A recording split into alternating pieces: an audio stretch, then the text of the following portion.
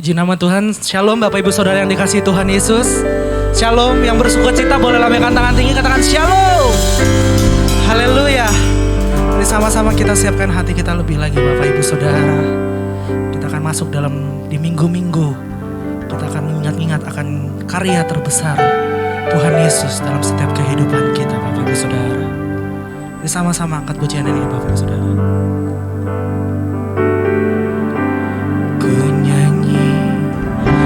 Hosana bagi Rajaku yang duduk di tanah. Aku muliakan dan ku agungkan, Kaulah yang disembah.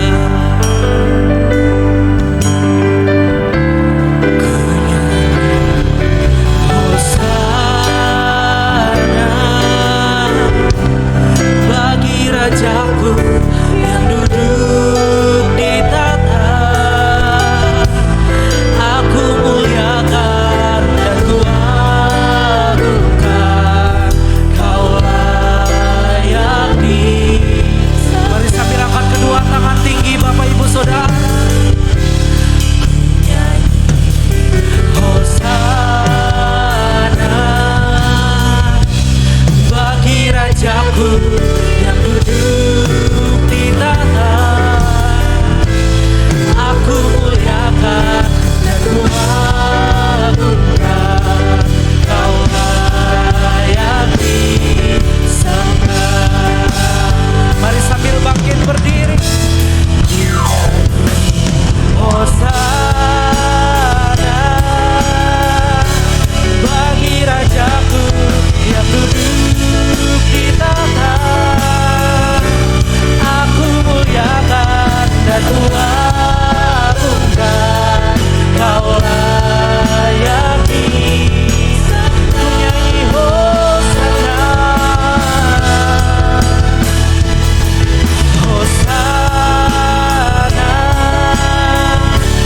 bagi Rajaku yang duduk di tanah, aku muliakan dan ku agungkan, Kaulah yang disembah. Oh yang layak, Kaulah yang disembah. Kau yang layak, Kaulah yang disembah.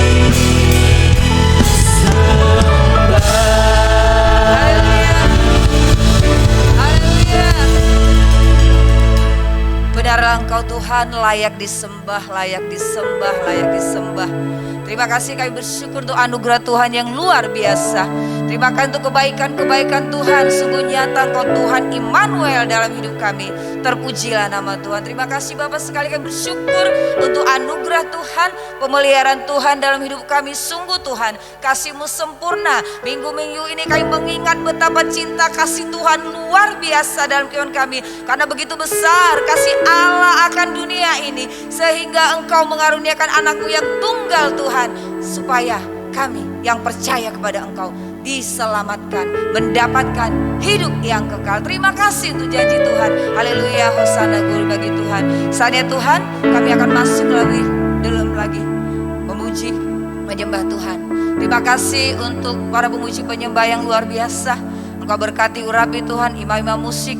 Engkau menyatakan kuasa-Mu, ada impartasi yang luar biasa, sehingga kami jemaat-Mu dilawat oleh Tuhan saat kami memuji menyembah Tuhan. Terima kasih juga Tuhan untuk hamba-Mu yang akan menyampaikan firman Tuhan, yang Tuhan utus di gereja-Mu Tuhan, untuk Bapak Pendeta Miki Kambe. Terima kasih, biarlah kuasa pengurapan Tuhan yang baru, yang terbaik Tuhan Kau limpah-limpahkan untuk hamba-Mu ketika menyampaikan kebenaran firman Tuhan. Terima kasih untuk ibadah raya pertama, hamba-Mu sudah menyampaikan kebenaran firman Tuhan luar biasa, dan saatnya nanti sebentar ibadah raya kedua ini Engkau berkati urapi dia di dalam nama Yesus. Kuasa Tuhan bekerja dahsyat untuk hamba-Mu. Kami semua yang menerima kebenaran firman Tuhan diberkati di dalam nama Yesus. Terima kasih Tuhan, kami bersyukur untuk anugerah-Mu. Saatnya kami menaikkan doa syafaat kami. Mari jemaat Tuhan kita mengangkat tangan. Kita berdoa untuk bangsa kita Indonesia. Shalom Indonesia. Biarlah Indonesia dipenuhi dengan kemuliaan Tuhan. Biarlah Indonesia dilawat oleh Tuhan. Biarlah kemuliaan Tuhan tercurah untuk Indonesia. Biarlah Indonesia mengalami Tuhan dari Sabang sampai Merauke. Terima kasih Bapa. Selamatkan negeri kami, selamatkan bangsa kami. Lawatlah Tuhan negeri kami Indonesia. Biarlah Indonesia dipenuhi dengan kemuliaan Tuhan. Terima kasih banyak Tuhan untuk pemerintahan kami yang ada, untuk Bapak Presiden, Wakil Presiden, bahkan kementerian yang ada. Terima kasih TNI Polri, terima kasih seluruh pejabat pemerintahan. Berkati mereka Tuhan dalam tugas pekerjaan mereka. Terima kasih juga Tuhan untuk kota kami Jakarta. Shalom Jakarta. Biarlah juga Jakarta diberikan Tuhan damai sejahtera, ketenangan, ketentraman dalam nama Yesus. Tuhan, terima kasih kami mau berdoa. Kami mengangkat tangan untuk gereja kami Tuhan. Terima kasih untuk gereja Bethel Indonesia. Terima kasih untuk hamba-Mu Tuhan, gembala pembina kami. Kami bersukacita bersyukur untuk hamba-Mu Bapak Pendeta Niko Nyoto Raharjo. Terima kasih Tuhan, Engkau berkati, urapi, pakai dahsyat luar biasa. Biarlah kasih kami melimpah untuk hamba-Mu. Bahkan keempat wakilnya diberkati, diurapi dalam melayani Tuhan. Terima kasih kami percaya Engkau percayakan pelayanan yang luar biasa lagi Tuhan. Ada terobosan di paradigma yang baru ini, di akhir zaman ini Tuhan. Di Pentakosta ketiga ini Kau akan pakai hamba-hamba-Mu ini luar biasa. Terima kasih Tuhan. Bahkan juga untuk karayon kami Pak Yohanes Raja Guguk, Engkau berkati, urapi dia semua hamba-hamba-Mu yang melayani di bawah naungan rayon 1G. Tuhan berkati, urapi dalam nama Yesus. Terima kasih Tuhan. Kami bersyukur untuk hamba-Mu Bapak Gembala di tempat ini. Terima kasih Tuhan untuk Bapak Pendeta Sabto Edi Raharjo, Ibu Endah, kedua buah hatinya. Terima kasih Tuhan, kami melihat teladan yang luar biasa lihat hamba-Mu. Kau berkati, urapi hamba-Mu kemanapun dia melangkah dalam melayani Tuhan. Berikan damai sejahtera, sukacita, bahkan kesehatan, kekuatan luar biasa. Terima kasih kami bersyukur. Bahkan semua Tuhan, kegiatan-kegiatan dalam setiap kehidupan gereja-Mu Tuhan, Engkau yang berkati. Kul-kul yang ada, anak sekolah minggu, remaja, pemuda, semua Tuhan, biar Engkau berkati. Kami bersyukur juga Tuhan untuk hamba-Mu Tuhan, koordinator-koordinator dalam ibadah raya 1, 2, 3, 4, 5. Terima kasih Tuhan untuk hamba Pak Agung diurapi dalam nama Yesus. Untuk hamba-Mu Ibu Tio diberkati, diurapi dalam nama Yesus. Untuk hamba-Mu Kak Yohan diberkati, diurapi dalam nama Yesus. Untuk hamba-Mu Kak Carlo diberkati, diurapi dalam nama Yesus. Dalam nama Yesus, kuasa pengurapan Tuhan ada pada hamba-hamba-Mu yang mengkoordinir ibadah raya 1 sampai 5. Terima kasih Bapak, kami bersyukur sekali lagi untuk anugerah Tuhan yang luar biasa. Seluruh kami jemaat Tuhan yang hadir walaupun mungkin dalam perjalanan, biarlah Engkau lawat kami Tuhan. Biarlah ada sukacita yang luar biasa, ada kelepasan, ada lawatan Tuhan buat kami ketika kami beribadah di ibadah raya yang kedua. Terima kasih Bapak, ini kami gereja-Mu, ini kami jemaat-Mu, kami siap untuk lebih dalam lagi untuk bersekutu dengan Tuhan. Terpuji nama Tuhan. Di dalam nama Yesus kami naikkan doa syukur kami. Haleluya, haleluya, kita berkata amin. Amin. Boleh kasih tepuk tangan yang terbaik buat Tuhan Allah kita. Haleluya. Yang bersuka cita boleh sambil lambaikan tangan tinggi ke Bapak Ibu Saudara. Kita akan mengingat-ingat kebaikan Tuhan, sebab Dia Allah yang ajaib. Yesus Kristus namanya. Yang setuju boleh kasih tepuk tangan yang terbaik buat Tuhan Allah kita. Haleluya.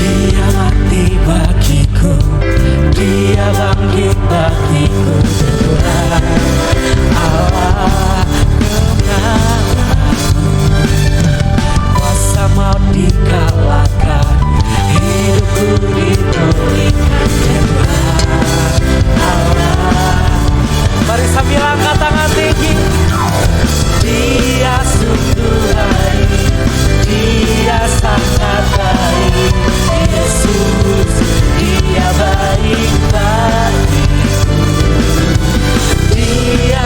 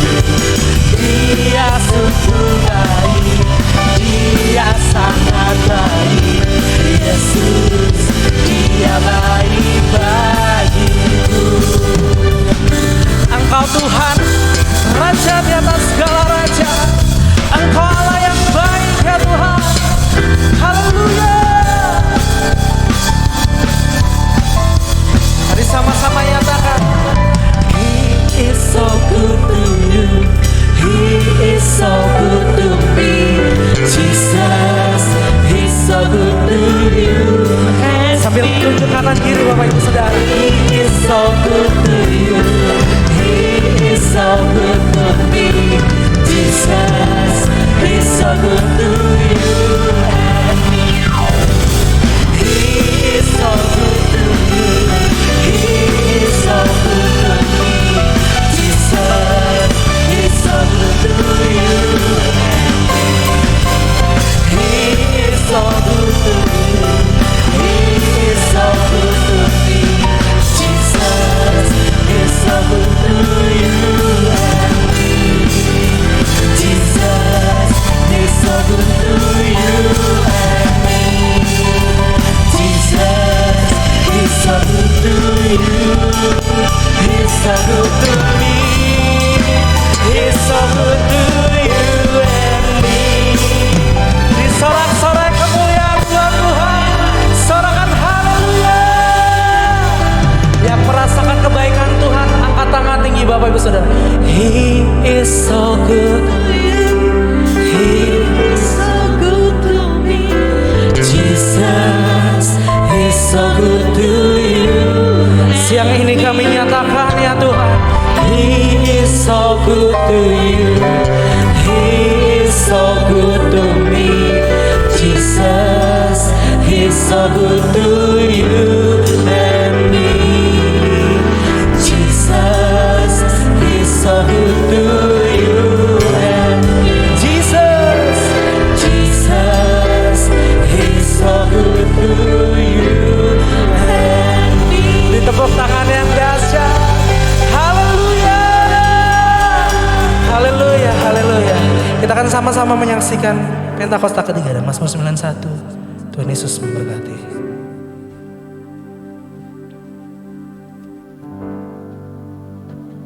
Satu, Pentakosta ketiga adalah pencurahan Roh Kudus yang sangat dahsyat di zaman ini, melebihi yang terjadi di Asusastri.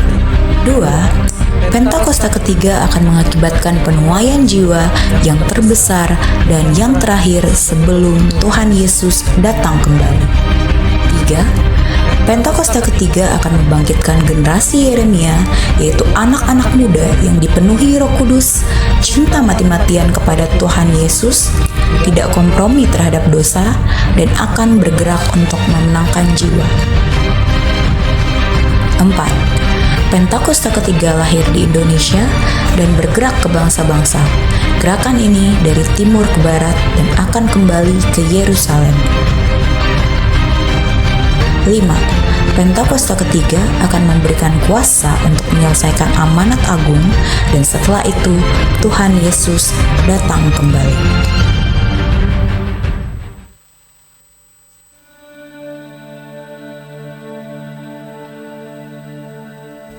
Mazmur 91. Dalam lindungan Allah. Orang yang duduk dalam lindungan yang maha tinggi dan bermalam dalam naungan yang maha kuasa akan berkata kepada Tuhan, tempat perlindunganku dan kubu pertahananku, Allahku yang kupercayai. Sungguh dialah yang akan melepaskan engkau dari jerat penangkap burung, dari penyakit sampar yang busuk. Dengan kepaknya ia akan menudungi engkau, di bawah sayapnya engkau akan berlindung. Kesetiaannya ialah perisai dan pagar tembok.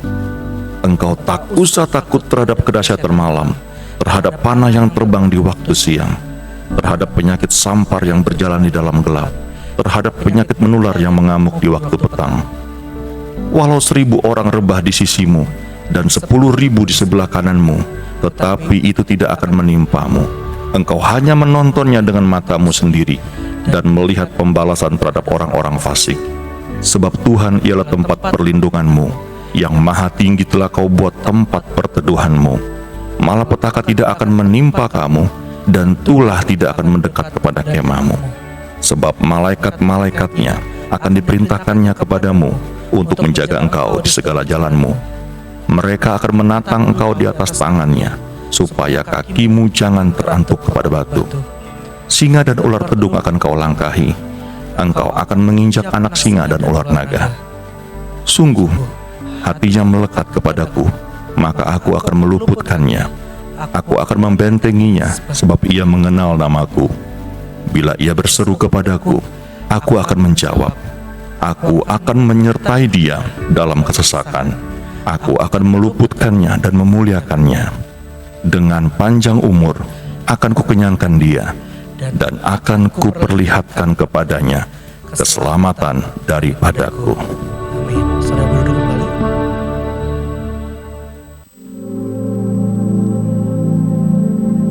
Shalom semua, saya mau mengajak saudara untuk menggambarkan sosok Tuhan. Apa yang ada di benak saudara? Laki-laki atau perempuan? Banyak dari kita pasti akan menggambarkannya sebagai sosok laki-laki, bukan perempuan. Rasanya jarang sekali sosok Tuhan digambarkan sebagai seorang ibu, dan seringkali digambarkan dengan maskulinitas seorang bapak. Tapi tahukah Anda bahwa sebetulnya Tuhan itu tidak bergender? Dia bukan laki-laki ataupun perempuan. Menurut Yohanes 4 ayat 24, Tuhan adalah roh. Akan tetapi, dalam penulisan Alkitab yang didasarkan pada budaya bangsa Israel yang patriarkal, disitulah Tuhan digambarkan sebagai sosok laki-laki, yaitu sebagai raja dan bapa.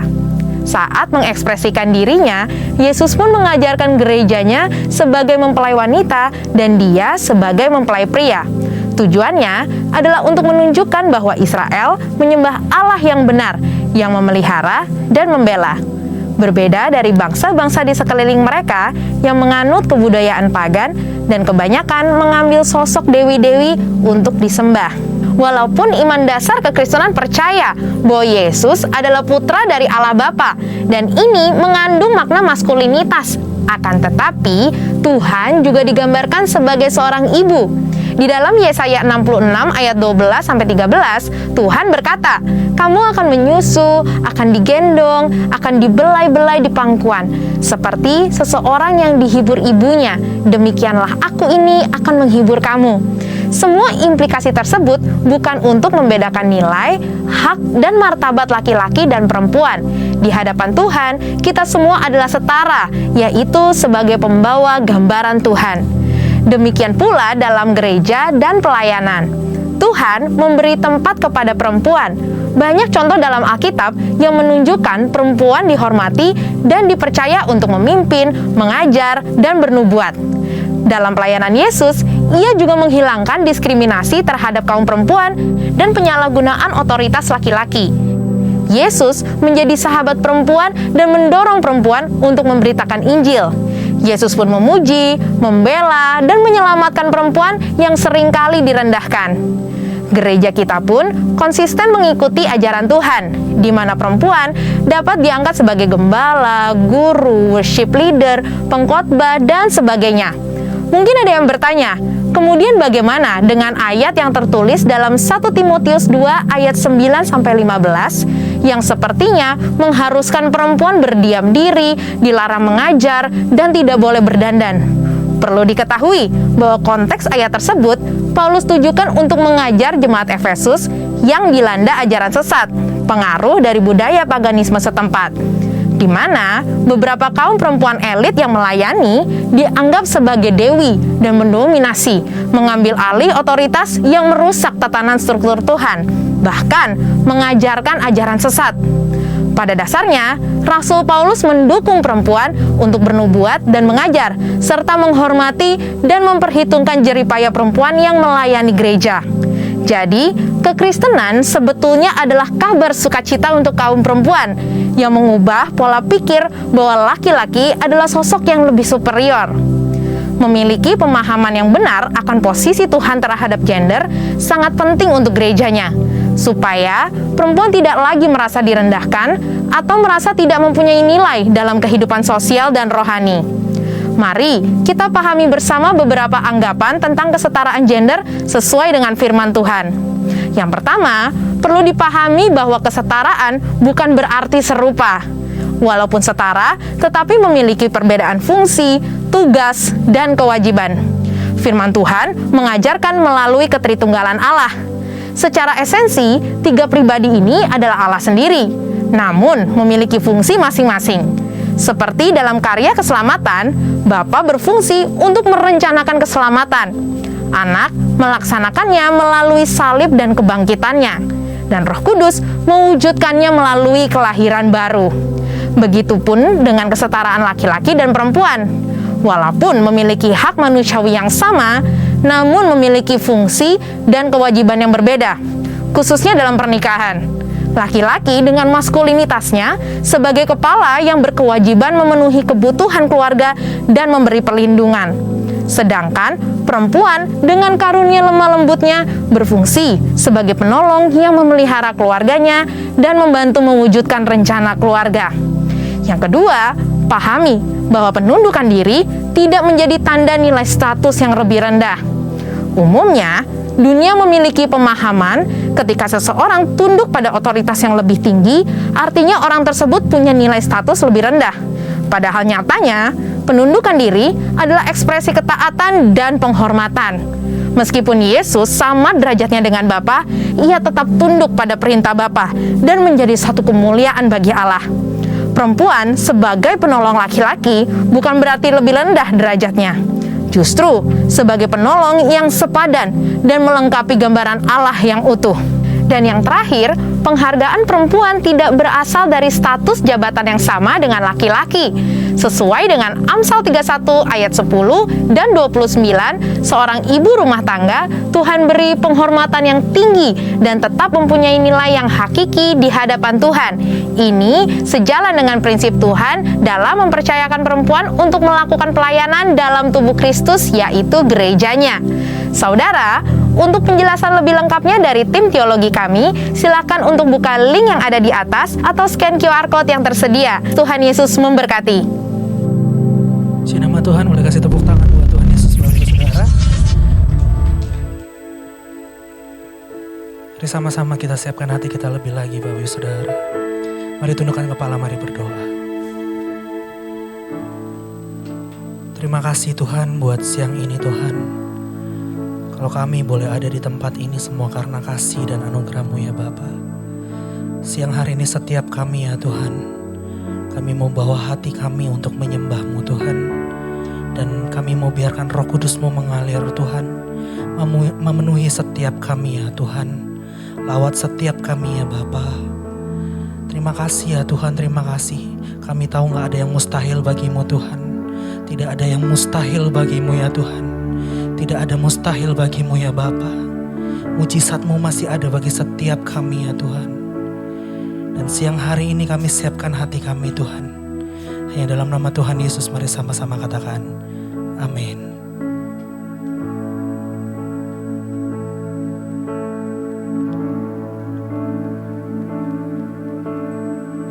Telah kulihat bukti kasih-Mu, Kau menderita gantikanku. Dengan darah-Mu Kau selamatkanku. Kini ku hidup menyenangkan-Mu. Terlalu besar kasih-Mu Bapa, pengorbanan yang Kau berikan bagiku. Terlalu mahal darah-Mu Yesus, tercurah untuk menebus hidupku. Boleh kasih tepuk tangan yang terbaik buat Tuhan Allah.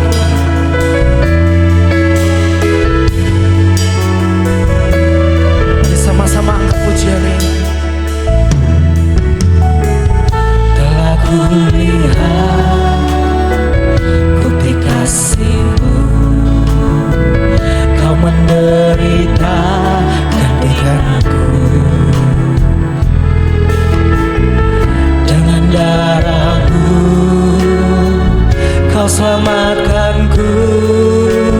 Kini ku hidup menyenangkan-Mu.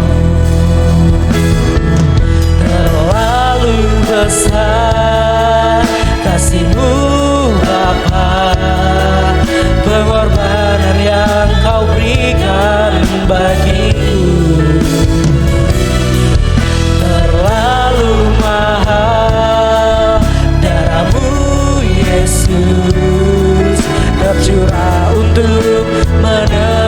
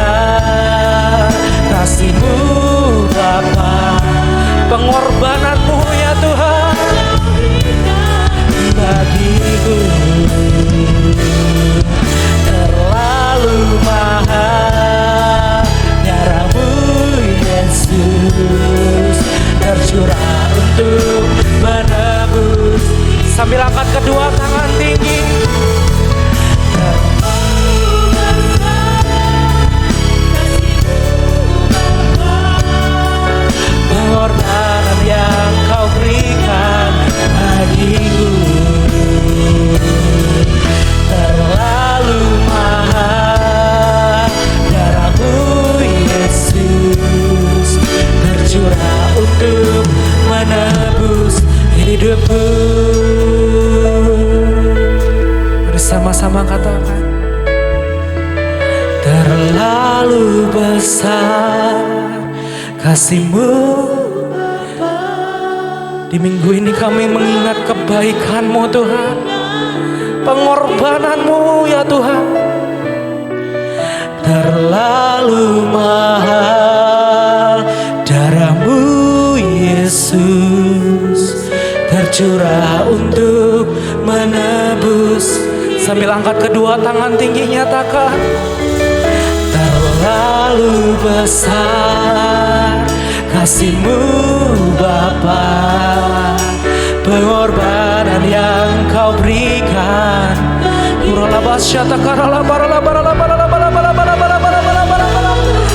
Terlalu mahal,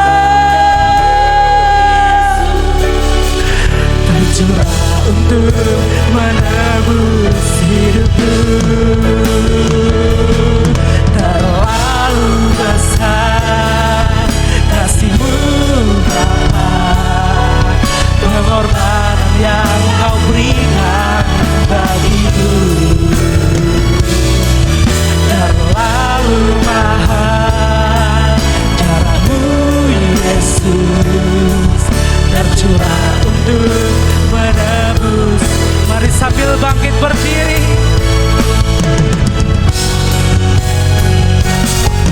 Terlalu besar kasih-Mu Bapa, pengorbanan yang Kau berikan bagiku. Terlalu mahal darah-Mu Yesus, tercurah untuk lebih lagi nyatakan, terlalu besar kasih-Mu Bapa.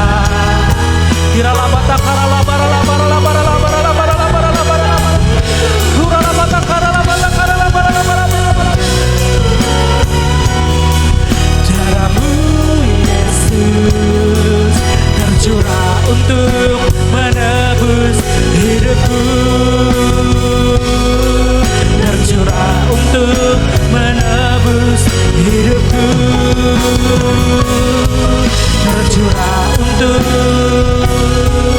menebus hidupku.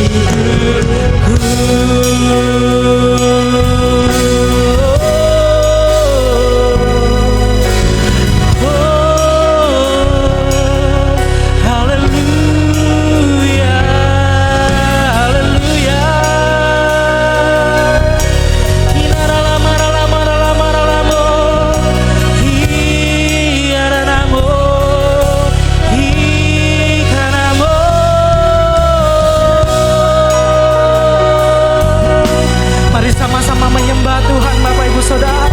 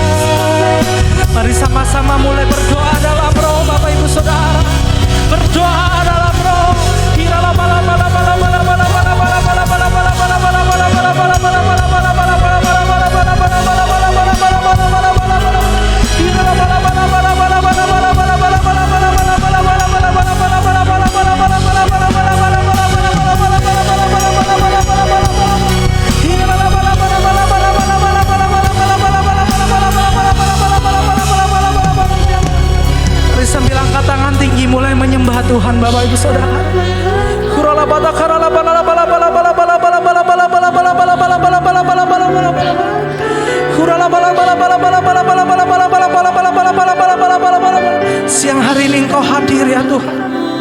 Engkau melawat setiap hati kami yang rindu Tuhan. Puaskan setiap kami ya Tuhan. Setiap tetes air mata, Setiap hati yang terbuka ya Tuhan. Lawat setiap kami ya Bapa.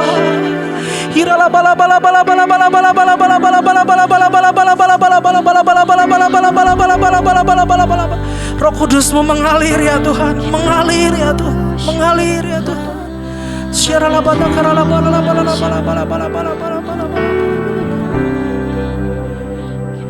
Dancing my soul, my Savior God, to Thee.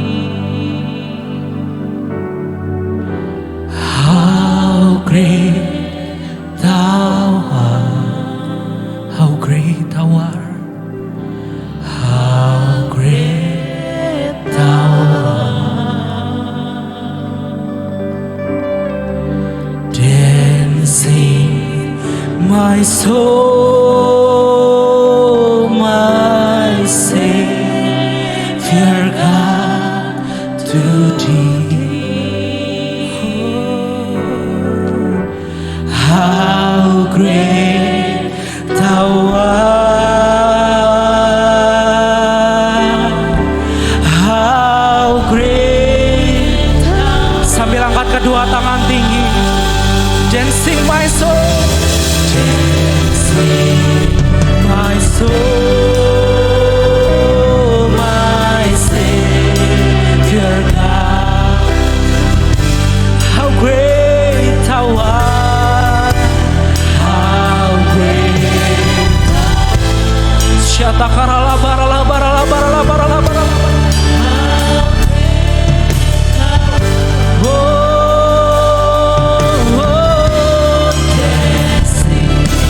My soul, my Savior God, how great Thou art, Thou art, how great Thou art. Dancing my soul, my Savior God. Oh,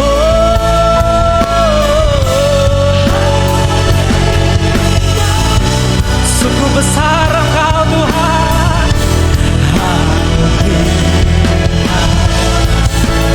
Dancing my soul, my soul, my Savior God. How great Thou art, how great Thou art, how great. Mari lebih lagi sambil angkat tangan tinggi. Oh, my Savior God, how great Thou art, how great. Sungguh Engkau besar ya Tuhan. How great.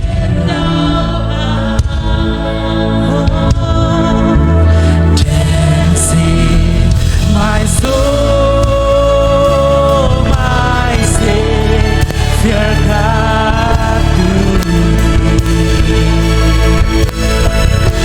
how great Thou art, how great.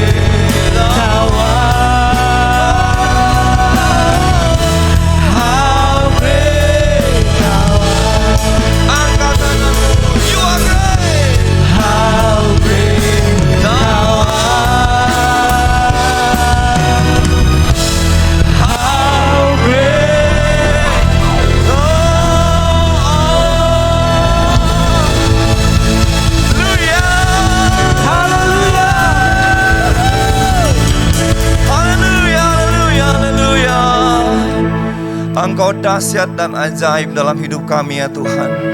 Sekali-kali Engkau tidak pernah meninggalkan kami. Bahkan minggu ini kami boleh merayakan, memperingati kasih-Mu yang sempurna dalam kehidupan kami orang percaya. Engkau lahir di dunia ini, mati bagi kami di atas kayu salib, tapi Engkau bangkit untuk memberi kami hidup yang kekal. Terima kasih Tuhan Yesus, terima kasih. Di hadirat Tuhan kami percaya kami dikuatkan, dipulihkan, disembuhkan. Sebab ada kuasa dalam setiap ibadah-ibadah kami. Hamba berdoa berkati setiap keluarga-keluarga yang hadir pada pagi hari ini, pada siang hari ini. Suami-suami, istri-istri, biar diberkati Tuhan hari-hari ini. Tuhan tidak pernah terlambat menolong kami, anak-anak kami, orang tua kami diberkati Tuhan. Terima kasih Bapa. Nyatakan isi hatimu di ibadah yang kedua hari ini. Urapi hamba-Mu, urapi kami semua. Dalam nama Tuhan Yesus saya berdoa dan mengucap syukur. Yang siap menyambut firman Tuhan sama-sama katakan amin. Haleluya. Silakan duduk Bapak Ibu. Shalom. Saya sudah izin buka masker. Kata Pak Gembala asal sudah booster boleh. Gitu ya. Jadi saudara-saudara juga yang belum divaksin segera ya. Puji Tuhan. Haleluya. Berapa banyak yang percaya bahwa tahun 2022 ini pasti lebih baik dari tahun 2021? Amin. Yes. Gak peduli apa yang sedang terjadi di depan mata, tapi kita percaya janji Tuhan. Ratapan 3, 22, 23 berkata, tak berkesudahan kasih setia Tuhan. Tak habis-habisnya rahmatnya. Selalu baru tiap pagi. Kalau tiap pagi aja ada berkat yang baru, rahmat yang baru. Apalagi tiap minggu. Apalagi tiap bulan, apalagi tiap tahun Bapak Ibu. Sebab itu kita harus selalu percaya sama janji Tuhan. Nah tapi tentu kalau saudara baca juga misalnya di dalam 2 Timotius 3 ayat 1. Firman Tuhan berkata begini, ketahuilah bahwa pada hari-hari terakhir akan datang masa-masa yang sukar. Waduh, jadi mana yang benar ini? Lebih baik atau lebih sukar? Yang benar ialah dua-duanya benar Bapak Ibu ya. Sebagai orang percaya, ya kita harus belajar, harus mau merengkuh dua-duanya, harus mau menerima dua-duanya. Kita tuh gak bisa kayak orang-orang lain yang kayaknya cuma mau yang salah satu gitu ya. Ada kan ya, tapi yang pasti bukan di sini. Yang selalu berkata begini, wah kita mau yang baik-baik dong Pak, mujizat tiap hari ya. Maka saya mau bilang, mungkin kamu belum selesai baca Alkitab ya. Tapi ada juga yang bilang begini, oh enggak apa-apa Pak, susah tiap hari. Ya. Biar miskin, yang penting masuk surga. Ayatnya di mana bos? Kalau ada ayatnya saya juga mau. Masalahnya kan tidak ada ayatnya. Yang benar itu Tuhan tuh mengajar untuk kita menerima kedua-duanya. Ada masa-masa yang sukar memang yang Tuhan izinkan kita alami. Ada persoalan. Tapi janji Tuhan juga ya dan amin buat kita. Bahwa sekali-kali Dia tidak pernah meninggalkan kita. Bahwa mujizat selalu tersedia di setiap jalan hidup kita. Amin. Karena Tuhan kita bukanlah Tuhan yang ikut larut dengan keadaan ya. Tadi saya cerita di ibadah 1 ya. Sorga gak ikut pandemi gitu sehingga lockdown juga ya. Karena ada malaikat kena COVID-1 ya. Jadi PPKM level 5. No. Sorga mah tetap aman ya. Dia ada di kerajaan yang tak tergoncangkan dan Tuhan mau kita juga hidup di dalamnya. Dunia memang tidak akan semakin baik ke depan ini. Justru kita semakin tahu hari Tuhan, kedatangan Tuhan semakin dekat. Tapi kasih setia Tuhan tidak pernah berubah buat saya dan saudara. Haleluya. Sebab itu saya mau ajak kita belajar bagaimana supaya kita tuh tetap mengalami pertolongan Tuhan, mujizat Tuhan. Even di masa-masa yang sukar seperti sekarang ini. Saya mau ajak kita belajar dari satu cerita di dalam kitab Yohanes pasal yang ke-5. Mari multimedia bisa bantu, saudara bisa buka di Alkitab saudara ya, di dalam Yohanes pasal yang ke-5. Saya mau baca mulai ayat 1 sampai ayat yang ke-14 ya. Perikopnya berjudul penyembuhan pada hari Sabat di kolam Bethesda. Sesudah itu ada hari raya orang Yahudi dan Yesus berangkat ke Yerusalem. Di Yerusalem dekat pintu gerbang domba ada sebuah kolam yang dalam bahasa Ibrani disebut Bethesda. Ada 5 serambinya. Dan di serambi-serambi itu berbaring sejumlah besar orang sakit. Orang-orang buta, orang-orang timpang dan orang-orang lumpuh yang menantikan guncangan air kolam itu. Sebab sewaktu-waktu turun malaikat Tuhan dari kolam itu dan mengguncangkan air itu. Barang siapa yang terdahulu masuk ke dalamnya, sesudah guncangan air itu menjadi sembuh. Apapun juga penyakitnya. Di situ ada seorang yang sudah 38 tahun lamanya sakit. Buyuh, sakit betah amat ya. Ketika Yesus melihat orang itu berbaring di situ. Dan karena ia tahu, wow, jadi Tuhan tahu ya setiap persoalan, setiap detail kehidupan saya dan saudara. Bahwa ia telah lama dalam keadaan itu, berkatalah ia kepadanya, maukah engkau sembuh? Jawab orang sakit itu kepadanya, Tuhan. By the way, terjemahan Alkitab yang terbaru, yang TB2, ini kan TB1 ya. TB2 itu sudah diperbaiki ya, bukan Tuhan tapi Tuan. Karena kan dia ngomong Mister, ya toh. Tuhan, tidak ada orang yang menurunkan aku ke dalam kolam itu. Apabila airnya mulai goncang dan sementara aku menuju ke kolam itu, orang lain sudah turun mendahului aku. Kata Yesus kepadanya, bangunlah, angkatlah tilammu dan berjalanlah. Dan pada saat itu juga sembuhlah orang itu. Lalu ia mengangkat tilamnya dan berjalan. Tetapi hari itu hari Sabat. Karena itu orang-orang Yahudi berkata kepada orang yang baru sembuh itu, hari ini hari Sabat dan tidak boleh engkau memikul tilammu. Tetapi ia menjawab mereka, orang yang telah menyembuhkan aku, dia yang mengatakan kepadaku, angkatlah tilammu dan berjalanlah. Mereka bertanya kepadanya, siapakah orang yang berkata kepadamu, angkatlah tilammu dan berjalanlah? Tetapi orang yang baru sembuh itu tidak tahu siapa orang itu. Sebab Yesus telah menghilang ke tengah-tengah orang yang banyak di tempat itu. Jadi gak sempat kenalan. Ayat terakhir 14, kemudian Yesus bertemu dengan dia dalam bait Allah dan berkata kepadanya, engkau telah sembuh, jangan berbuat dosa lagi, supaya padamu jangan terjadi yang lebih buruk. Katakan amin. Haleluya. Saudara, ini bulan April biasanya kalau sebelum pandemi mah mungkin beberapa dari saudara lagi ke Tanah Perjanjian ya. Karena Maret, terutama Januari, Februari, Maret itu low season ya, udara bagus di sana. Salju di Hermon sudah kering, jadi kita bisa main ski kalau mau. Ya, kalau April memang sudah naik sedikit karena ada banyak perayaan, ada banyak pesta ya di Tanah Perjanjian. Nah, kalau saudara pergi ke sana ya, kapan aja ya, kalau mau ikut saya bulan November, promosi Bapak Ibu ya. Bulan November. Nah, nanti kan ada hari di mana kita tuh keluar pagi-pagi karena mau memapaki Via Dolorosa. Jadi jalan di mana jalan salib ya. Stasi 1 rumah Pontius Pilatus sampai stasi yang terakhir di Golgota ya. 13, 14 sama kuburnya. Nah, waktu masuk di gerbang ya, masuk kota tua, masuk gerbang domba itu 10, 15, 20 meter kita akan ketemu satu gereja besar di sebelah kanan ya. Masuk ke dalam namanya gereja Santa Ana, satu-satunya gereja yang dibangun oleh orang Prancis di sana. Gerejanya bagus sekali ya. Karena nanti kalau kita ke situ disuruh nyanyi di dalam ruangan gereja itu karena gerejanya akustik sekali. Ya, saudara-saudara yang nggak bisa nyanyi karena nafasnya pendek mungkin masuk di situ jadi panjang semua. Oh, gitu. Wih. Tapi keluar lagi normal lagi suaranya. Ya toh. Lalu kan kita ke sebelah. Nah, nengok ke bawah. Inilah kolam Bethesda. Bethesda itu artinya mercy ya, pengampunan, anugerah. Dulu di sini banyak cerita-cerita di Alkitab terjadi.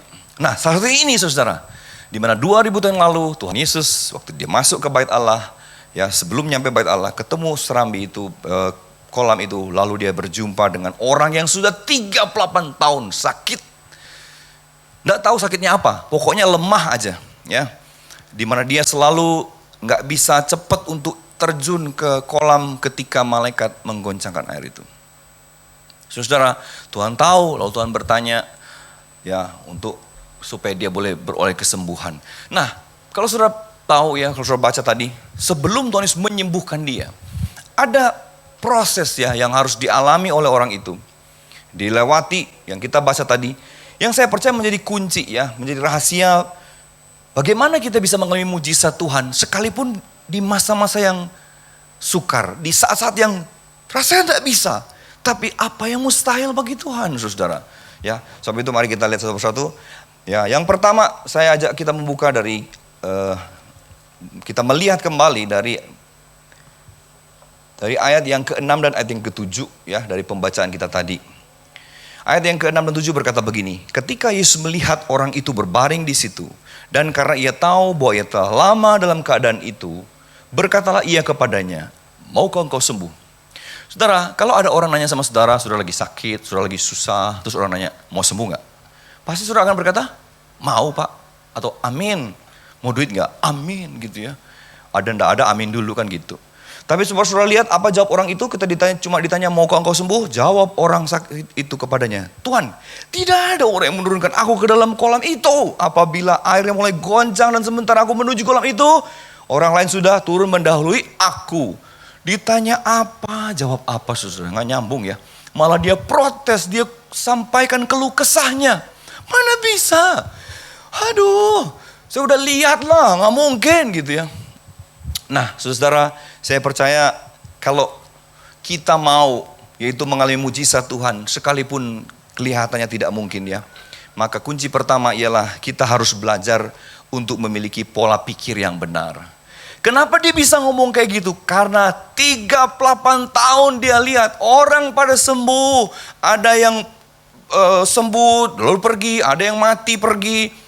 Ya, atau ada orang yang sakitnya lebih parah dari dia, cuma jalannya bisa lebih cepat. Dia mungkin tidak parah-parah amat, ya tapi 38 tahun makanya sakitnya.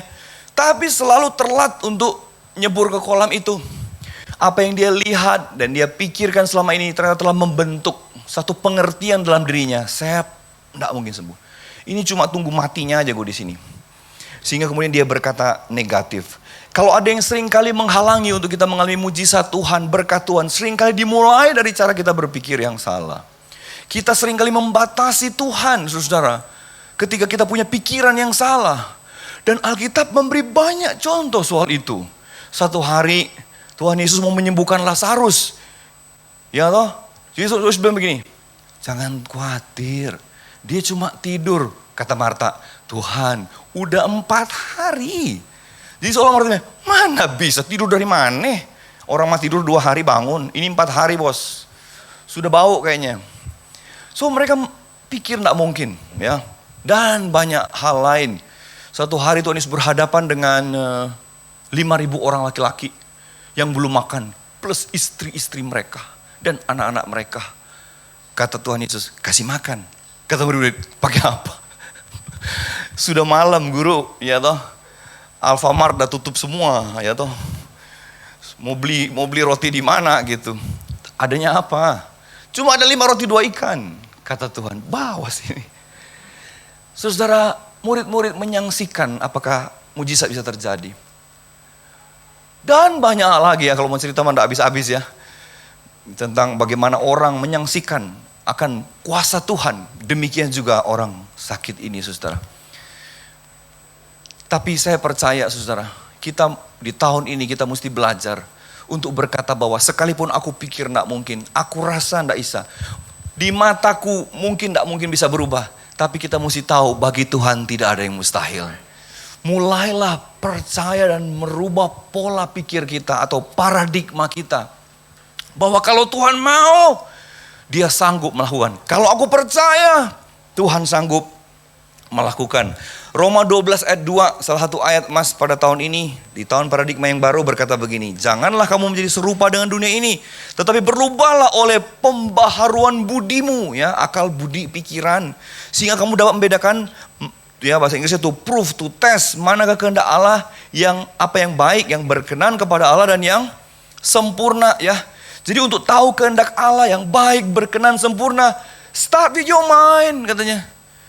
Bahasa Yunani kan nous itu mind, pikiran atau pola pikir atau paradigma bahasa Latinnya ya. Itu mesti dimulai dari pikiranmu, ya. Nah sekarang kan kita tarik ke belakang. Jadi bagaimana Pak supaya aku ini pikiranku bener ini. Aku tahulah pikiranku yang seringkali menghambat, seringkali berpikir tidak mungkin, tidak bisa, tidak percaya. Bagaimana saya merubah pikiranku? Alkitab juga memberi jawabannya. Buka dengan saya Yosua pasal 1 ayat yang ke-8. Ini cara merubah pikiran. Yosua pasal 1 ayat 8 berkata begini. Janganlah engkau lupa memperkatakan kitab Taurat ini. Tetapi apa?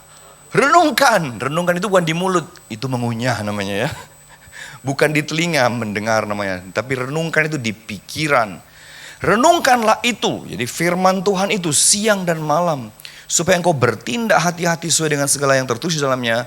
Sebab dengan demikian perjalananmu akan berhasil dan engkau akan beruntung, saudara. Nah, ternyata bagaimana merubah hidup kita? Ternyata itu dimulai dari pikiran kita. Kan ada peribahasa yang terkenal bunyinya begini. Thought is the mother of action. Jadi ibu dari segala perbuatan kita, apa yang kita lakukan, itu dari pikiran. Itu peribahasa dunia. Kalau peribahasa Rusia, bunyinya begini. Pride is the mother of crime. Gitu ya. Jadi kesombongan itu ibunya kejahatan. Karena masih perang mereka ya. Saudara, karena itu tadi. Oke. Nah, pikiran selalu akan berdampak ya pada tindakan-tindakan yang kita lakukan. Nah, supaya kita melakukan apa yang benar di mata Tuhan, maka pikiran ini harus diisi rupanya dengan firman Tuhan. Direnungkan, waktu merenungkan firman Tuhan, saudara baca dan renungkan, tanpa saudara sadar, perenungan saudara akan firman itu mengubah hidup saudara. Saya ini kan jual roti, ya di Tebet nih, toko roti ya. Promosi lagi Bapak Ibu. Promosi. Pak Johan, itu aslinya kasih begini dong. Oh ya udahlah, nggak apa-apa lah. Ya seperti begitu, sepertinya gitu. Nggak apa-apa sih. Nggak usah di swing, ngadepin ke sini aja. Saudara kalau makan roti ya di rumah saudara tadi mungkin ya atau nanti kita makan siang makan apa gitu. Let's say roti aja lah biar gampang ya. Saudara makan roti keju, roti coklat gitu kan. Waktu saudara kunyah rotinya, apakah saudara bisa melihat perubahan roti itu? Waktu saudara makan terus nih coklatnya di sini sekarang. Wis kejunya di tangan kanan. Enggak kan? Setelah masuk di perut diolah, maka dia akan keluar dalam bentuk kenyang. Kuat, semangat gitu ya. Nggak kelihatan tapi sumbernya itu tadi dari karbo, protein yang kamu makan. Itulah firman Tuhan. Waktu saudara baca, saudara nggak tahu gimana ya caranya itu firman Tuhan. Tapi pokoknya hidup saudara berubah. Kata-kata saudara berubah, tindakan saudara berubah. Karena firman itu mengubah saudara dari dalam. Amen. Inside out.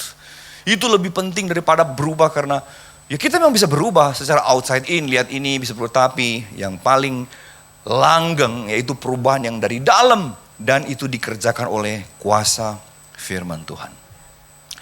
Dan Alkitab berkata bahwa kalau kita merenungkan lalu hidup kita berubah karena firman Tuhan, maka perjalananmu akan berhasil dan engkau akan beruntung. Kalau nostalgia lagi ya, kalau saudara nanti ikut ke Tanah Perjanjian, ikut saya atau ikut Pak Gem nanti, atau kita berdua Pak Gem bikin ya, barengan. Maka kita kan kalau pasti mesti nginep di Tiberias tuh. Karena kan kita mau ke Nazaret, mau ke naik kapal perahu ya. Di Danau Galilea, makan ikan Petrus, Kapernaum. Jadi lapar ya Bapak Ibu. Maklum puasa. Maka pasti kalau sudah pergi musim bulan-bulan April begini. Mulai April ke atas itu kan siang tuh lebih banyak, lebih panjang. Jam 5 kayak jam 3. Jam 7 malam kayak jam setengah 6 di sini gitu. Karena siangnya panjang, karena mau masuk musim panas. Biasanya jam 4 semua gereja-gereja tutup. Terus kan mau pulang dong, kalau dingin mah enak langsung ke hotel ya, tidur, tunggu makan malam. Tapi kalau siang-siang panas-panas, mau ngapain di hotel? Biasanya guide akan berkata begini, masih mau jalan-jalan? Maka peserta akan berkata, mau dong, mau kemana? Mau ke tempat pembuatan berlian? Oh mau, beli enggak beli urusan nanti, yang penting pergi lihat dulu toh. Karena di Israel itu ada 2 pabrik berlian atau pengasahan berlian ya, di Tiberias sama di Tel Aviv. Dan Israel diakui sebagai negara yang bisa mengasah berlian sampai ratusan cutting ya, sehingga warnanya itu bisa keluar. Sekarang cuma Belanda yang bisa ngalahin. Nah saudara, kita pergi ke tempat toko berlian itu namanya Caprice, dikasih lihat ya, yang namanya Clarity, yang namanya cutting color ya, karatnya itu wow, pokoknya mantap lah. Nah kalau ada yang beli ya, mau yang mahal yang murah, setelah kita bayar, maka manajer toko akan mendatangi saudara, menyalami saudara dan berkata, Mazal Ubraha. Ya, katanya gitu, itu tradisinya begitu. Ya, cobain aja. Sudah beli, pasti akan dia salamin dan berkata, Mazal Ubraha. Mazal Ubraha kan artinya apa? Mazal itu artinya beruntung ya, hoki ya. Lalu ubraha. Ubraha itu diberkati. Kalau bahasa Arabnya itu barokah ya. Diberkati. Ternyata itu kata-kata itu diambil dari Yosua 1 ayat 8 ini Bapak Ibu ya. Beruntung dan diberkati. Nah saya mau kasih tahu, untuk saudara beruntung dan diberkati, ternyata tidak mesti berlian. Puji Tuhan, kata suami-suami ya, puji Tuhan. Ya toh. Kan abis ini kan kalau tidak diterusin ceritanya, istri akan berkata, Papa mau istrimu berhasil dan beruntung? Belikan berlian ya. Tidak mesti, karena waktu kita merenungkan firman Tuhan, maka kita bisa pastikan hidup kita akan dituntun oleh Tuhan. Dan hidup kita akan dibuat Tuhan berhasil dan beruntung. Amen. Dimulai dari mana? Dari pikiran saudara yang diisi oleh firman Tuhan. Maka itu merubah mindset kita. Supaya kita jangan membatasi kuasa Tuhan dalam hidup kita. Yang kedua, kunci yang kedua untuk mengalami kuasa Tuhan, mujizat Tuhan di masa yang sukar. Ayat yang ke-8 dan 9. Ayat 8 dan 9. Kata Yesus kepadanya, bangunlah, angkatlah tilammu dan berjalanlah. Jadi Tuhan memang udahlah, gak pedulilah dia ngomong apa. Memang Tuhan sudah kasihan sama dia dan Tuhan mau sembuhkan. Maka Tuhan berkata, udah bangun, angkat tilammu dan jalan. Dan pada saat itu juga sembuhlah orang itu, lalu ia mengangkat tilamnya dan berjalan. Walaupun tidak percaya, tapi waktu Tuhan Yesus, udah bangun, angkat, jalan. Dia taat, dia coba melakukan. Waktu dia niat melakukan, tiba-tiba benar-benar kekuatannya pulih. Dia bisa bangun, dia langsung lipat tikernya. Dan dia lompat-lompat kata kegirangan. Sampai lupa untuk berkata, makasih ya bos, makasih ya. Gitu. Nggak sempat salam, siapa namanya? Gitu. Nggak sempat, saking senengnya. Iyalah 38 tahun cuma lesehan terus ya. Tunggu dikirim rantang ya. Saudara, sekarang tiba-tiba bisa lompat, aduh senengnya. Saudara. Tapi itu terjadi ketika dia mentaati perkataan Tuhan. Yaitu bangun dan berjalan. Nah apa kunci yang kedua? Coba buka 2 Korintus 5 ayat 7. 2 Korintus 5 ayat 7 berkata begini. Sebab hidup kami ini adalah hidup karena percaya, bukan karena melihat. For we walk by faith, not by sight. We live by faith, not by sight. Saudara, saya percaya kunci yang kedua. Yang pertama, miliki paradigma yang benar, pola pikir yang benar. Tapi yang kedua, kita tuh harus berjalan dengan iman. Orang itu disuruh berjalan, dia nurut, mujizat terjadi. Waktu saya dan saudara berjalan dengan iman, artinya mempercayai apa yang Tuhan katakan dalam firman. Ya, entah dalam doa, entah dalam pembacaan firman, Tuhan taruh sesuatu. Maka di situ ya kita menggenapi ayat ini. Kita bukan hidup karena apa yang kita lihat, yang tidak mungkin, yang susah-susah. Tapi kita hidup karena apa yang Tuhan katakan. Ya, kita hidup oleh iman, saudara. Beberapa waktu yang lalu saya ada baca buku, judulnya The Luck Factor. Ya, The Luck Factor. Saudara bisa cari sih di internet, ada ya. Tulisannya dari Profesor Richard Wiseman, ya, Wiseman. Dia guru psikologi di Inggris, ya. Masih ada, profesor terkenal itu. Dia menulis buku ini, The Luck Factor, faktor keberuntungan. Ya, dia mensurvei, meneliti, menginterview 400 orang di Inggris yang mengalami kesialan demi kesialan, sama yang mengalami keberuntungan demi keberuntungan. Ditanyain semua ceritanya. Nah, saudara, nanti ada cerita lucu di situ ya. Antara lain seorang perempuan yang nyetir mobil dari kota A ke kota B 200 kilo, tapi mengalami 18 kali musibah. Apes banget kan? Ya toh, itu ya toh. Nah, singkat cerita, tak singkat aja ya. Dia berkata begini, keberuntungan adalah masalah iman, bukan soal nasib, takdir atau judi-judian. Wow. Kan ada orang suka bilang gini, saya tuh hoki orangnya. Kalau aku pasang nomor pasti dapat. Jadi judi-judian toh. Dia pikir dia hoki. Ada yang bilang, memang takdirnya beruntung, takdirnya sial gitu. No. Ternyata dia sudah pelajari dan selidiki. Yang namanya keberuntungan itu is a matter of faith katanya. Kalau orang itu percaya, bahwa aku nih pasti beruntung, aku pasti tolong Tuhan, aku pasti hoki. Pasti hoki. Tapi kalau sudah berkata, mati aku. Waduh repot ini. You know? Dan kata-kata lain, dan pikiran-pikiran, ya begitu yang terjadi. Karena ada ayatnya makanya, apa yang kamu takutkan, itu yang terjadi. Kenapa tidak belajar percaya yang baik dari Tuhan? Haleluya. Itulah iman, saudara. Perkatakan iman dalam hidup kita. Pasti. Ya, create ya pikiran yang positif. Artinya yang percaya akan penyertaan Tuhan, pertolongan Tuhan. Maka atmosfer di sekeliling kita akan mendukung kita untuk mengalami itu. Tapi di ibadah kedua ini saya tentu mesti lengkap ngomongnya ya. Soal iman ini. Kalau saudara kutip atau saudara baca dari Yakobus pasal 2 ayat 17 dan 26. Maka saudara akan ketemu kata-kata yang bunyinya begini. Iman tanpa perbuatan adalah nothing, nol besar, sia-sia, mati katanya.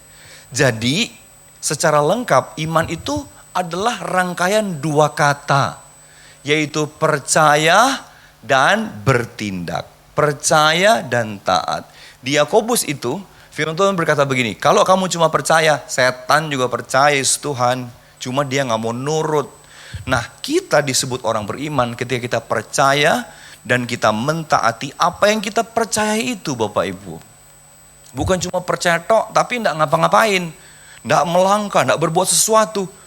Nah itu separuh doang tuh. Iman tuh seperti satu koin dua sisi, percaya dan taat. Mentaati apa yang kita percayai. Saya suka pinjam ilustrasi, jadi kalau ibaratnya kuasa Tuhan, mujizat Tuhan itu ibarat api yang dari langit yang turun. Maka tindakan kita, langkah iman kita, perbuatan kita itu kayak kayu bakar gitu. Jadi bagian kita tuh siapin kayu bakar, langkah iman, perbuatan, tindakan. Maka waktu api Tuhan turun, nyala, wes kebakar, terjadi sesuatu. Tapi seringkali kita minta api Tuhan, mujizat Tuhan, kuasa Tuhan, pas api Tuhan turun, kayu bakarnya enggak ada. Apanya yang mau dibakar kata Tuhan ya, nggak ngapa-ngapain. Ya udah sirna begitu saja. Saya berdoa, biarlah di bulan April ini ke depan seiring dengan situasi yang sudah semakin baik, kita mau melangkah bersama-sama dalam Tuhan. Amin. Kita lebih semangat lagi melayani, kita lebih sungguh-sungguh lagi kerja ya. Karena itu bagian dari iman untuk kita tabur tabur kerajinan, tabur yaitu pelayanan, tabur persembahan, tabur ketekunan. Itu bentuk dari iman saudara. Pingin dapat berkat tapi nggak mau kerja, nggak mau tekun, nggak mau rajin. Ya, nggak begitu kan?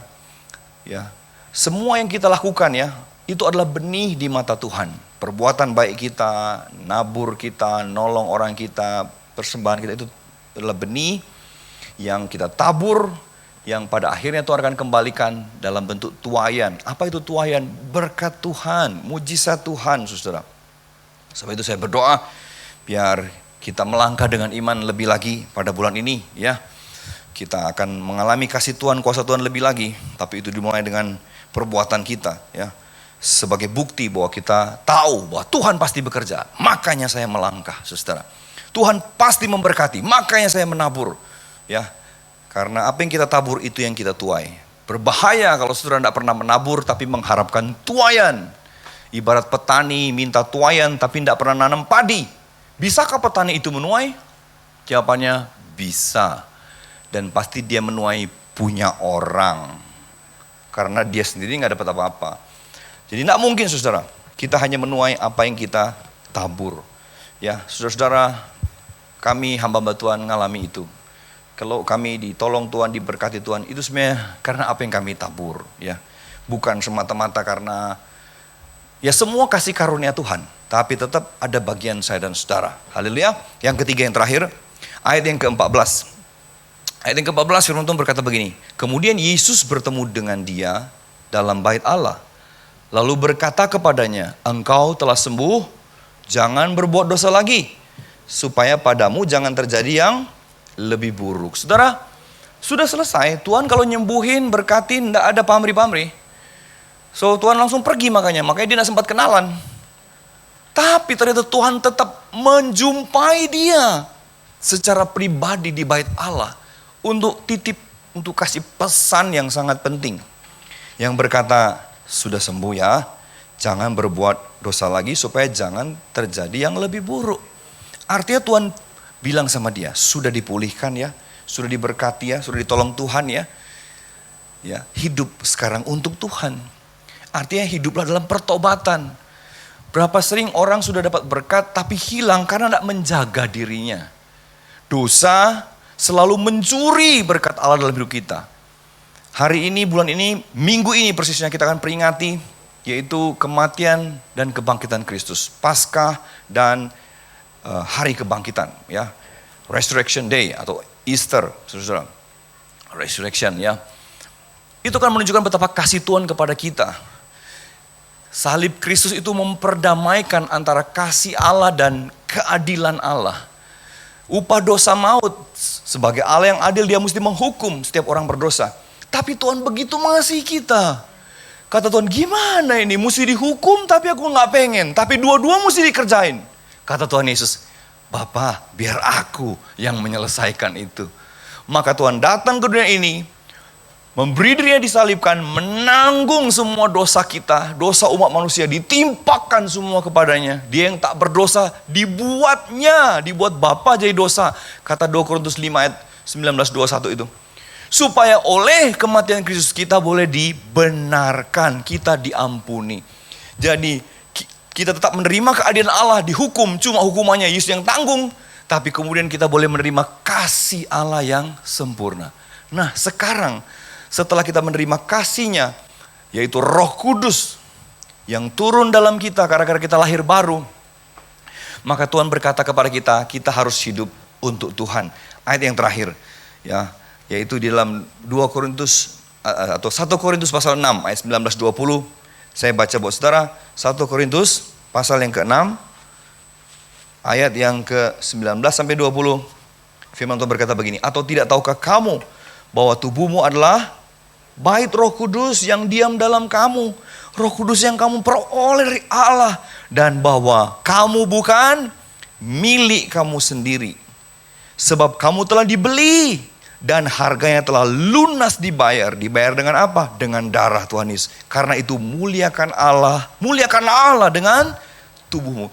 Jadi kita sekarang sudah dibeli oleh Tuhan, kita yang dibeli, saudara. Karena hidup ini kan hidup kita sendiri, ya. Tapi Tuhan beli. Karena kalau kita mau lakukan terus apa yang kita lakukan, karena kita punya kehendak bebas, maut menanti kita. Maka Tuhan beli dengan darahnya. Sehingga sekarang kata firman Tuhan, sekarang hidupmu bukan milikmu lagi ya, tapi milik Tuhan. Nah ini yang Tuhan pesan kepada orang sakit itu yang sudah sembuh, dan Tuhan pesan juga buat kita. Hari-hari ini kalau kita ingin mengalami kuasa Tuhan, biarlah kita selalu mempersembahkan hidup kita untuk kemuliaan Tuhan. Amin. Tinggalkan dosa. Dosa selalu menjadi pencuri terbesar dalam diri kita. Karena itu celah yang kita buka sebenarnya. Celah yang membuat iblis masuk dan ambil apa yang ada. Kita tutup celah itu dengan minta ampun. Oleh darah Yesus kita diampuni. Itu kode kayaknya ya. Dan pemain keyboard sudah kembali. Itu kode lebih keras lagi Bapak Ibu ya. Puji Tuhan. Nah, hampir lupa ya. Ya pokoknya gitu deh. Kita persembahkan hidup kita untuk Tuhan. Haleluya. Mari kita bangkit berdiri bersama-sama. Kita datang sama Tuhan. So poin pada siang hari ini, live in a new paradigm, live in faith, dan yang ketiga, live holy. Hidup dalam paradigma yang baru. Hidup dengan iman, hidup kudus. Maka kita akan mengalami dan kita buktikan sama-sama bahwa Tuhan sanggup menolong kita sekalipun tidak ada jalan. Sekalipun kita berkata kayaknya tidak mungkin, tapi kalau kita lakukan bagian kita, kita pasti ditolong Tuhan. Minta cek. Haleluya, haleluya. Berdoa saat ini. Berkati Tuhan saat umatmu memejamkan mata, saat tangan kami terbuka. Kasih karuniamu sedang turun saat ini bagi kami.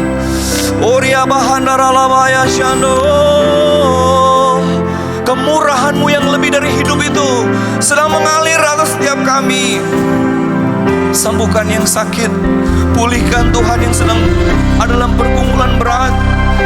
Mujizat masih ada buat setiap kami. Sebab apa yang mustahil bagi Tuhan.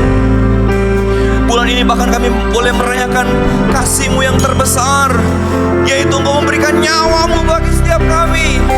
Oh, terima kasih.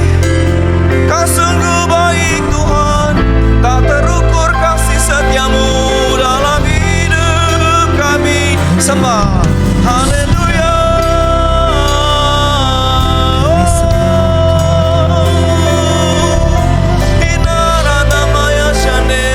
No one else like you, Jesus. Oh, sembuhkan kami Tuhan, sembuh. Pulihkan keluarga kami, pulihkan suami-suami, istri-istri, anak-anak, orang tua, pulihkan. Haleluya. Oh, haleluya.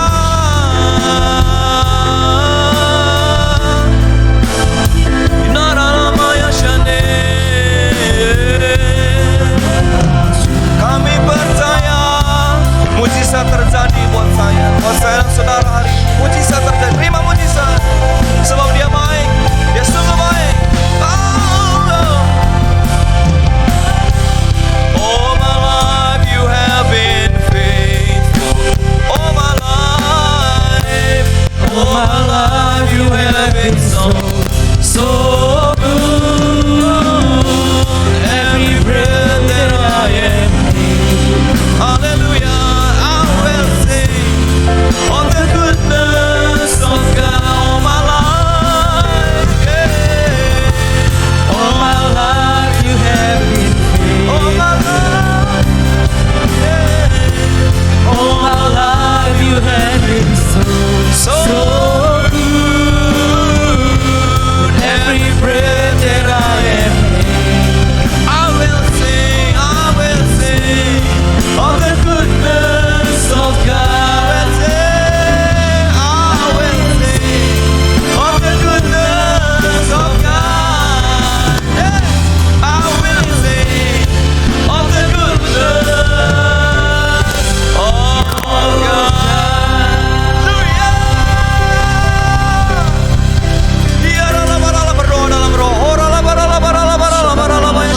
Yang belum terima kasih Roh Kudus. Terima Roh Kudus, terima. Ora bahanara labarara ya syakara labarara. Terima mujizat Tuhan, terima kesembuhan. Terima kemurahan Tuhan.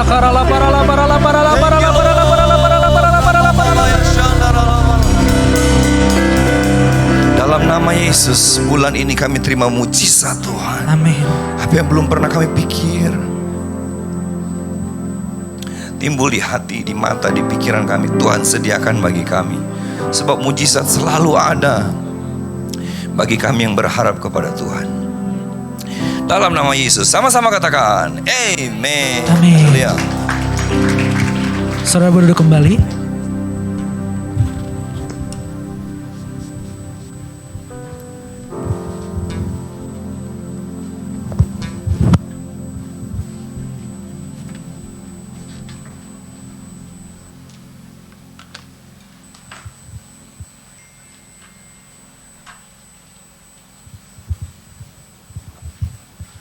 Ya, shalom semua. Saya percaya semua diberkati. Amin. Dan kami atas nama Gembala dan pengerja seluruh jemaat mengucapkan terima kasih kepada Pastor Miki Kambing buat pelayanannya pada hari ini. Supaya semakin hari semakin kita semua diberkati, amin. Dan Pak Miki juga semakin diberkati Tuhan. Usaha rotinya semakin luar biasa. Amin ya. Haleluya Bapak Ibu, kalau mau beli rotinya, ya, roti laris ya. Adanya di Jalan Tebet Timur Raya nomor 12 ya. Kalau nanti Bapak Ibu beli, bilang dari Jemaat Penfield ya. Karena nanti ada presentasi buat saya. Persen buat saya persennya.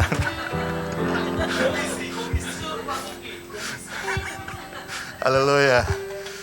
Dan kalau mau nanti bulan November ke Tanah Perjanjian ikut Pak Miki, bilang dari Penfield ya, daftar ya. Pokoknya Pak Miki tahu kalau dari Penfield pasti karena saya gitu ya. Jadi saya ikut juga Pak Miki ya. Haleluya. Ya, semua kita diberkati hari ini untuk hidup dalam paradigma yang baru. Amin. Jadi jangan pakai pola pikir yang lama. Jangan pakai kekuatan kita. Andalkan Tuhan. Hidup dalam iman. Ya, iman itu nggak perlu dipelajari. dipercaya dan dilakukan aja, amin. Dan hidup dalam kekudusan firman.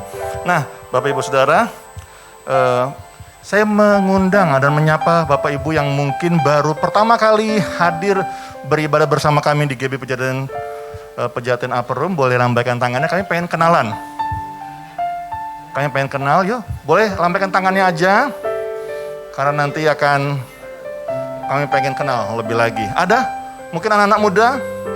Jangan malu-malu. Enggak ada? Haleluya. Jemaat yang setia. Nah, tolong Bapak Ibu yang hadir hari ini, minggu depan diajak keluarganya ya, diajak teman-temannya untuk hadir. Daripada mereka ibadah di rumah, mending ibadah sama-sama di sini ya. Kita PPKM udah level 1, maka kita bersekutu bersama-sama lebih indah, amin. Nah, Bapak Ibu baik, kita gereja punya aplikasi ya, namanya aplikasi GBI Pejaten Village. Kalau Bapak Ibu punya handphone yang pakai Android dan pakai iOS, iPhone, ya Bapak Ibu buka namanya GBI Pejaten Village, itu aplikasi gereja di mana Bapak Ibu bisa tahu semua informasi tentang kegiatan gereja. Buat orang tua sampai anak-anak, ya wanita, pria, semuanya ada. Yang mau ikut doa, yang mau ikut kegiatan cool, yang mau ikut kegiatan musik, kegiatan anak-anak muda, semuanya lengkap. Namanya aplikasinya GBI Pejaten Village. Silakan dibuka di Android-nya atau di iOS-nya dan di-download ya. Di-download. Jadi setiap hari pasti ada notifikasi. Jadi Bapak Ibu nggak bingung-bingung lagi, nggak kesepian, karena kita akan bersama-sama ya. Kemudian yang berikutnya Bapak Ibu, hari Jumat Agung, hari Jumat ya, minggu ini akan ada ibadah di sini ya. Tidak ada ibadah online. Ya, semua ibadah on-site. Ibadah tatap muka. Jadi kasih tahu sama keluarga semua, Jumat Agung di GB Penfield semuanya ibadah di gereja. Ya. Jam 11 siang ibadah yang kedua. Ya, jadi mall pasti sudah buka. Jadi selesai ibadah jam 12 lewat ya bisa langsung makan. Ya, Bapak Ibu tinggal pilih aja. Kami persilakan pilih aja. Dan nanti bayar masing-masing ya. Oke. Dan hari Minggu kita akan Paskah bersama-sama. Nah, baik Bapak Ibu, kemudian nanti hari ini sebelum kita pulang nanti, kita juga akan berikan persembahan kepada Tuhan. Ada amplop di kursi-kursi Bapak Ibu, amplop persepuluhan, amplop persembahan khusus. Bapak Ibu yang rindu memberkati Tuhan, memberkati pekerjaan Tuhan, nanti boleh isi, dan juga nanti boleh sambil jalan pulang nanti masukkan amplop yang sudah terisi di kotak box yang ada di belakang. Ya. Oke, kita akan bangkit berdiri sama-sama yuk. Ibadah ini sudah di penghujung. Kita akan, sebelum tutup, kita akan doakan semua saudara kita yang sakit, yang butuh didoakan. Haleluya. Tuhan, ku percaya kuasa-Mu sempurna saat ku berdoa, kuasa-Mu bekerja. Tuhan, ku percaya kuasa-Mu sempurna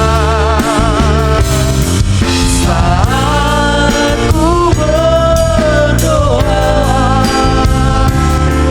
kuasa-Mu bekerja saat ku berdoa, kuasa-Mu bekerja. Sekali lagi dengan iman katakan, saat ku berdoa, kuasa-Mu bekerja. Kami percaya siang hari ini kami bersama-sama anak-anak-Mu berdoa kepadamu Tuhan. Karena kami tahu saat kami berdoa, kuasa-Mu sempurna bekerja menjawab semua seluruh doa kami. Kami bersyukur hari ini Tuhan, buat semua anak-anak-Mu yang sudah sembuh dari sakit penyakitnya, yang sudah sembuh dari COVID. Engkau Allah yang hidup, Engkau yang menjamin hidup kami. Kami juga terus berdoa Tuhan buat saudara kami yang masih dalam pergumulan sakitnya. Buat Bapak Ronald Edi Situmorang, Tuhan, kami yakin percaya ada progres, ada pemulihan, sudah disembuhkan dalam nama Tuhan Yesus. Karena ia percaya Tuhan yang sembuhkan. Dan begitu banyak anak-anak-Mu yang berdoa baginya Tuhan. Kami berdoa buat Ibu Rita Tuhan, mama dari Friska. Tuhan, Engkau yang menemani dia dalam proses kemoterapi. Tapi kami percaya Engkau yang menyembuhkan. Dan Ibu Rita, mama Friska, sudah sembuh dalam nama Tuhan Yesus. Kami berdoa buat Ibu Tio Marpaung. Tuhan terus pulihkan kesehatannya. Karena sembuh, sudah pasti sembuh Tuhan. Engkau terus pulihkan kesehatan hamba-Mu ini Tuhan. Kami rindu ya kembali melayani-Mu Tuhan. Memimpin umat-Mu di tempat ini Tuhan. Tuhan, kami berdoa buat Ibu Tio Hernita dan Bapak Bilson Marpaung. Kedua orang tua dari Bang Franto, pemuji-Mu Tuhan yang hari ini melayani, memainkan alat musik di tempat ini. Tuhan, kami berdoa, pemulihan terus Tuhan lakukan atas kedua orang tua kami ini.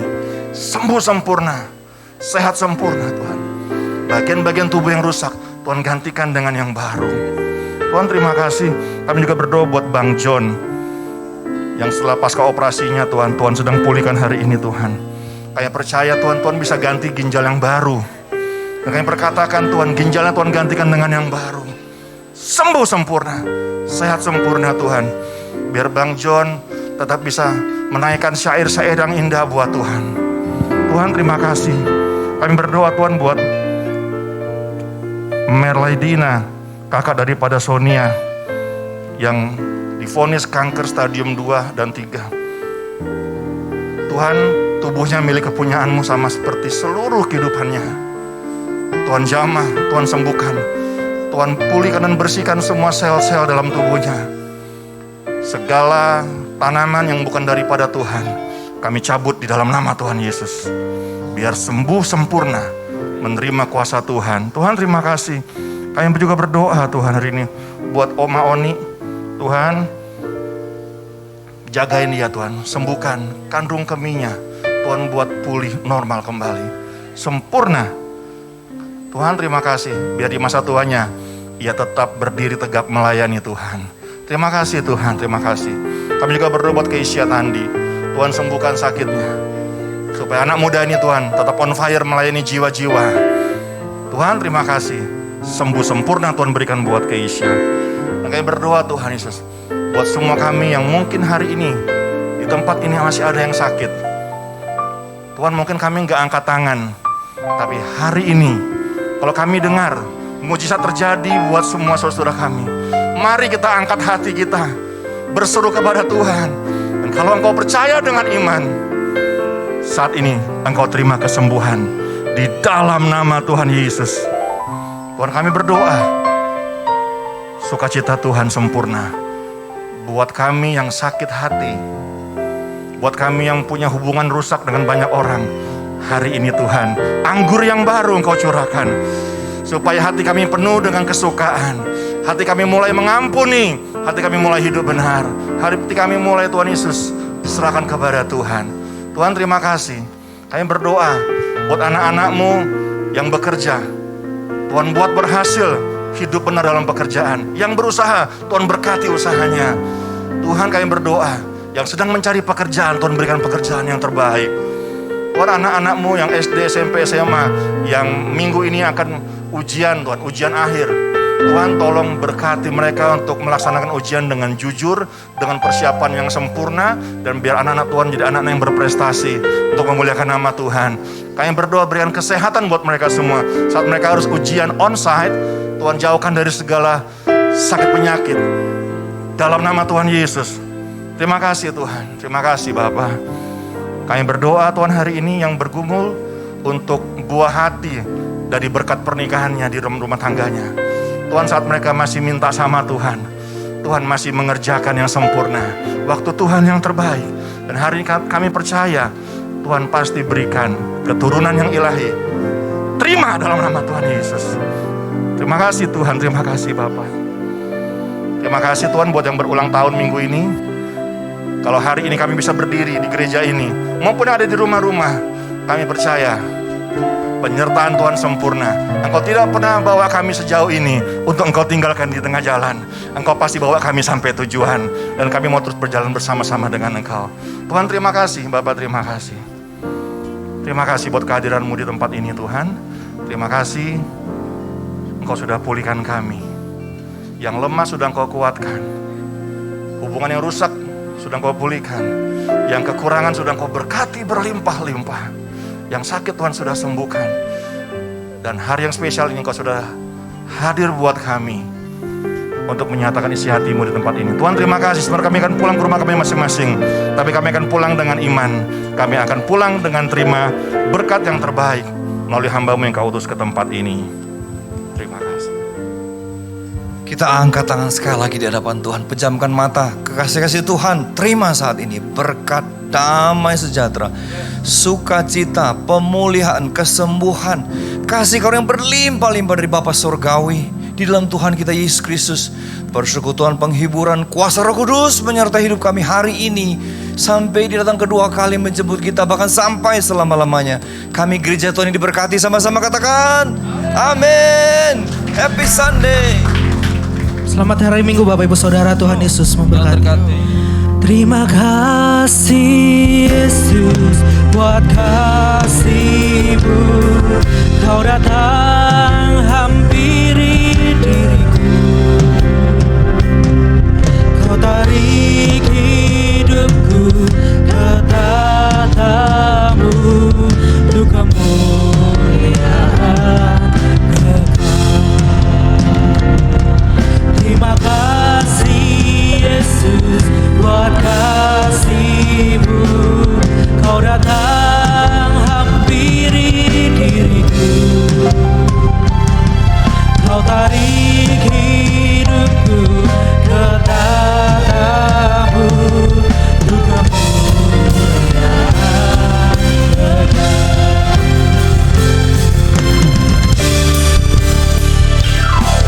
Terima kasih Yesus buat kasih-Mu. Kau datang hampiri diriku. Kau tarik hidupku ke tatamu untuk kemuliaan